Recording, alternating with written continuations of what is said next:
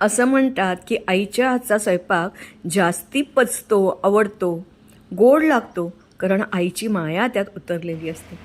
तसंच आजची आंबाडीची भाजी तुम्ही पण करत असाल, पण मला ती नेहमीपेक्षा खूपच चविष्ट वाटली.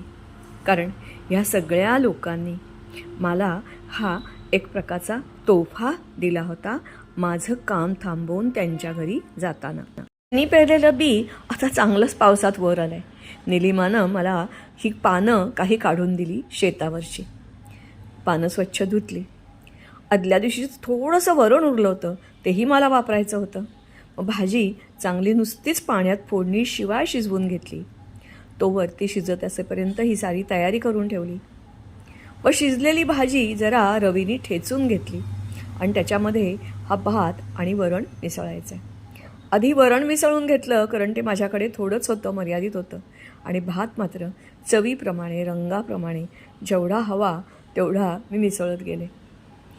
आता लसणीची फोडणी करण्याच्या अगोदर ही साधी फोडणी केली. त्याच्यात लाल मिरच्या टाकल्या, लाल तिखटही थोडं टाकलं रंगासाठी.